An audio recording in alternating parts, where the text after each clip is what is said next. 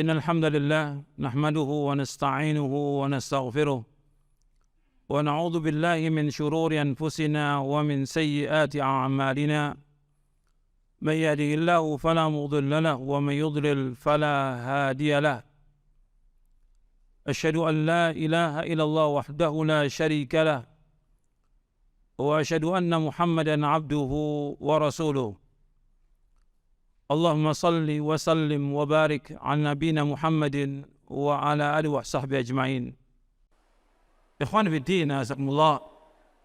Saya ingin sampaikan kepada antum sebagai bahan renungan yang antum bisa renungkan untuk antum sendiri dan juga untuk keluarga dari rumah. Kita mestinya merenung tentang apa yang kita lakukan pada setahun yang lalu. Apa sih yang kita lakukan? Apa yang sudah kita pelajari, apa yang kita amalkan, dan bagaimana perbuatan dosa yang kita lakukan, kita taubat atau tidak. Mestinya demikian sebagai seorang muslim. Seorang muslim harus terus muhasabah. Muhasabah artinya menghitung dirinya tentang apa yang dilakukan dari hidupnya. Sebagaimana kata Umar bin Khattab radhiyallahu anhu, hasibu anfusakum qabla an tuhasabu. Hisab diri kalian sebelum kalian dihisab oleh Allah.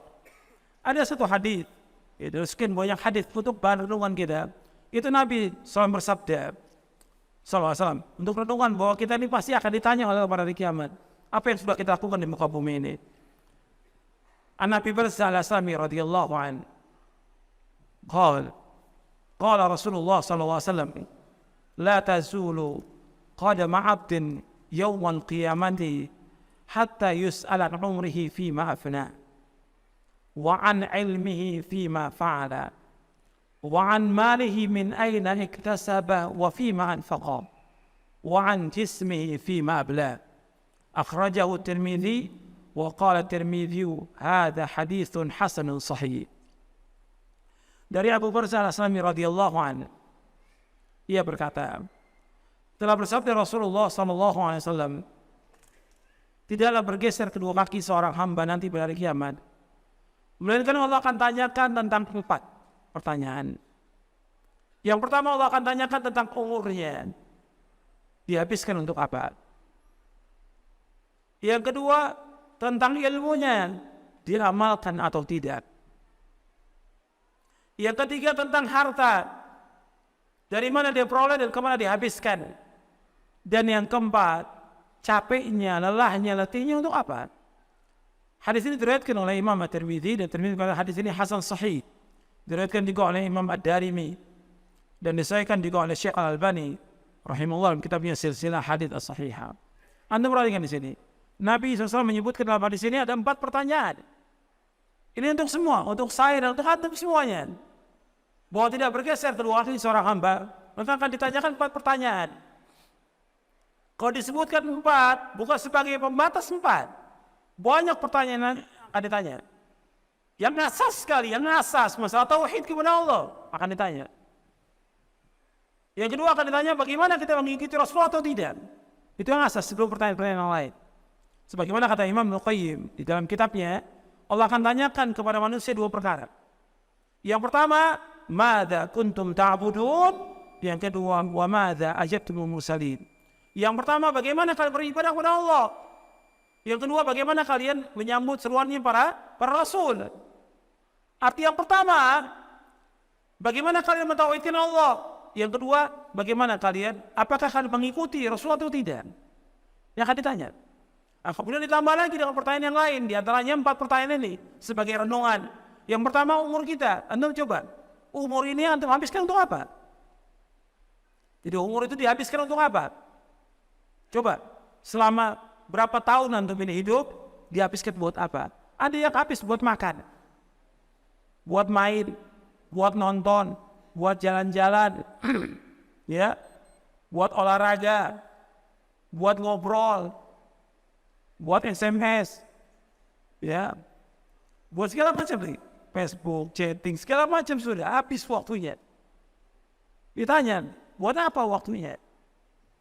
Apa buat nonton, buat main, buat segala macam, akan ditanya oleh Allah. Apakah buat ibadah kepada Allah, buat ngaji, buat mengamalkan ilmu atau yang lain, akan ditanya ini. Umurnya habis untuk apa? Coba Anda renungkan. Kemudian yang kedua ilmunya. Dia nuntut ilmu atau tidak, dan diamalkan atau tidak ilmu ini. Antum sekarang orang Islam harus nuntut ilmu, dan mesti nambah ilmu kita setiap hari, dan nambah iman kita, nambah ketakwaan kita kepada Allah. Mestinya demikian. Jangan tambah turun. Mesti ngajinya nambah, ilmunya nambah, ketakwaannya juga tambah kepada Allah, tambah takut kepada Allah, tambah warau, tambah zuhud, tambah takut kepada Allah. Ini kan. Coba ilmu diamalkan untuk diri kita, buat rumah tangga tambah baik hubungannya. Rumah tangga dengan istri juga tambah baik, dengan tambah baik. Bukan tambah kasar, bukan tambah kejam, bukan tambah jauh dari Islam, tambah baik hubungannya dengan rumah tangga. Begitu hubungan dengan masyarakat tambah baik. Ini kan, coba renungkan ini perjalanan hidup kita. Yang kedua, yang ketiga, harta kita dari mana kita peroleh?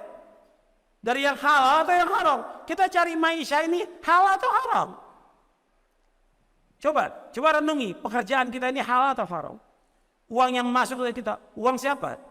Uang orang, uang kantor. Barang itu yang ada pada kita, barang kantor, barang yayasan, barang masjid, atau punya orang lain, atau utang yang nanti belum bayar, nanti pakai barangnya. Coba atau renungkan, dari mana harta itu Anda peroleh? Dan kemudian kemana dihabiskan harta itu? Apakah untuk yang halal? Apakah untuk yang haram? Atau untuk yang mubadzir? Untuk yang bidah? Untuk yang syirik? Akan ditanya oleh Allah harta itu. Dihabiskan untuk apa?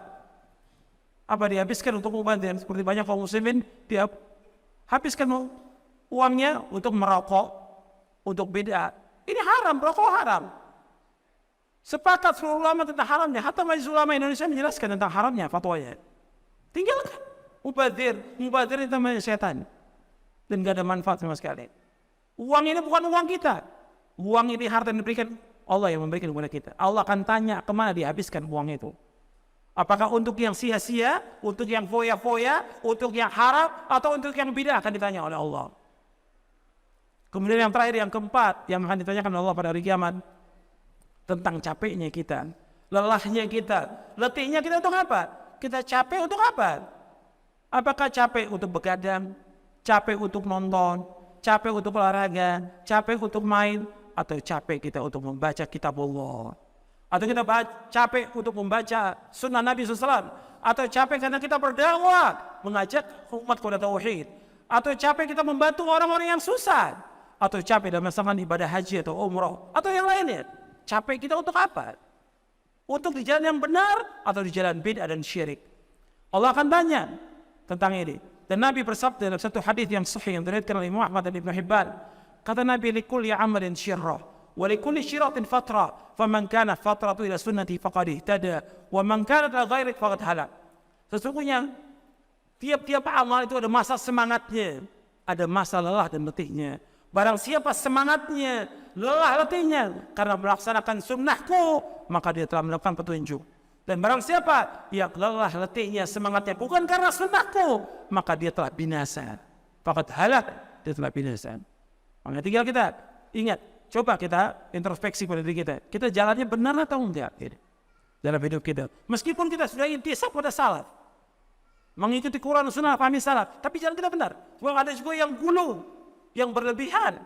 Ada juga yang menyamai kelompok takfir, ada juga yang melalaikan. Ada yang suka tahdzir kepada orang. Ada juga yang segala macam berbuat dosa dan maksiat. Coba antum merenung perjalanan hidup ini supaya kita kembali kepada Allah dengan hati yang selamat. Mudah-mudahan saya sampaikan bermanfaat untuk saya dan Tuhan sekalian. Wassalamualaikum warahmatullahi wabarakatuh. Subhanakallahumma bihamdik, asyhadu an la ilaha illa anta, astaghfiruka wa atubu ilaik. Assalamualaikum warahmatullahi wabarakatuh.